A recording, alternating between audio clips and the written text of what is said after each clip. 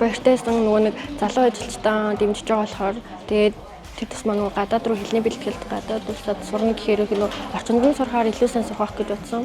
Тэгээд төлөвлөгөөд одоо явж байгаад аюул баяртай.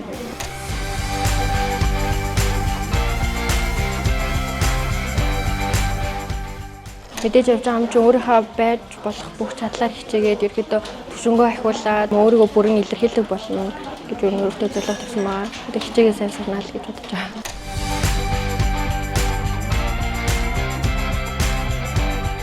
Эхлээд навж өөртөө хэлсэн чи итгээгүй байхгүй навж жоохон тоглож гин гэж байлгаад тэгэл би ерөөдөө явнаа гэл одоо тэгэл бүр яг явахтараа толцсон гэсэн чинь за ингээд минийхэн хичээгээд ирээрээ сайн сураад ирээрээ бие бодоод тийм байгууллагын чамдын боломж олгож байгаа юм чинь боломжгүй алдаарай гэх.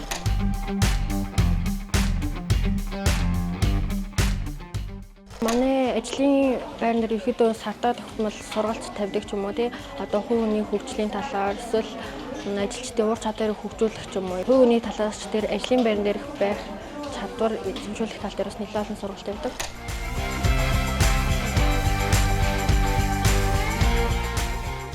Анх ажилд орж ирэхдээ болохоор жоохон мэдэхгүй чадахгүй амар их байсан. Тэгээл манай ажлынхан болохоор нэг тийм аюу ээлдэг, бие биend аюу тустай байдаг болохоор тэгээл ажлаа хурдан сураад гэдэг одоо ажилдаа амар тасцсан гэл ажилдаа ирэхгүй ч юм уу. Тийм байхаар ажлаа амар сансан байдаг.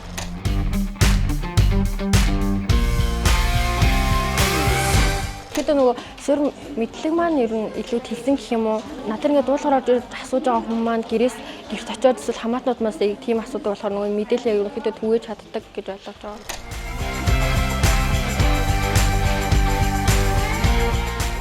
Өдөрлөг болон ажлынхаа хамт олон бүхэнд баярлалаа. Хайртай шүү хичээнэ гэж хэлээ.